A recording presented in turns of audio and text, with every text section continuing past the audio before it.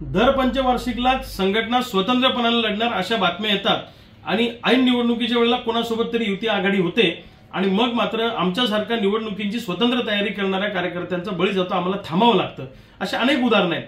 2014 साली मला बुलढाणा लोकसभा मतदारसंघातनं शेट्टी साहेबांनी तयारी करायला सांगितलं. मी लोकसभेची तयारी केली. ऐनवेळी त्यांची युती भाजप बरोबर झाली आणि मला निवडणूक लढवण्यापासून थांबावं लागलं.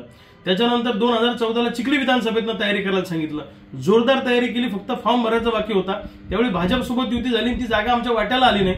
तेव्हाही मला सांगितलं की तुम्ही अपक्ष लढू नका, तुम्ही थांबा, कारण हा संघटनेचा आदेश आहे. तो आदेश आम्ही पाळला. नंतर महामंडळाच्या अध्यक्षपदाचा राजीनामा शेतकऱ्यांच्या प्रश्नावर देऊन मी शेट्टी साहेबांची साथ देण्याचा निर्णय घेतला. त्यांनी पुन्हा मला सांगितलं की तुम्ही बुलढाण्यातून लोकसभेची तयारी करा. मी जोरदार लोकसभेची स्वतंत्रपणाने तयारी केली. ऐनवेळी काँग्रेस राष्ट्रवादी सोबत युती झाली आणि ही बुलढाण्याची जागा आम्हाला मिळाली नाही. तेव्हाही मला निवडणुकीपासून थांबावं लागलं. काही हरकत नाही. तर आता असे स्वतंत्र लढायची घोषणा प्रत्येक वेळी होते आणि ऐनवेळी कोणासोबत तरी युती होते. त्यामुळं लोकांमध्ये संभ्रम निर्माण होतो. आताही वर्तमानपत्रातून किंवा टीव्हीच्या माध्यमातून बातम्या येतात की हातकणंगलेची जागा महाविकास आघाडीनं सोडली, या पक्षानं सोडली. त्यामुळे शेतकऱ्यांमध्ये एक संभ्रमाचं वातावरण आहे आणि आमच्या भागातल्या शेतकऱ्यांना काय वाटतं, हे तयारी करतात आणि मग लढत का नाही वेळेवर.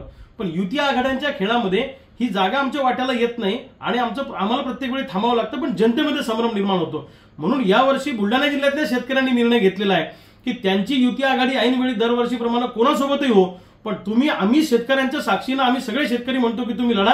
शेतकऱ्यांचाच माझ्यावर प्रेशर आहे की ही लोकसभेची निवडणूक लढली पाहिजे. त्यामुळं वर काय हो खाली काय हो याचा विचार आम्ही करणार नाही. सबंध शेतकऱ्यांच्या आणि तरुणांच्या साक्षीनं एक वोट आणि एक नोट हा फॉर्म्युला वापरून बुलढाण्याच्या लोकसभेच्या निवडणुकीमध्ये आम्ही अत्यंत ताकदीनं उतरणार आहोत. एबीपी माझा, उघडा डोळे बघा नीट.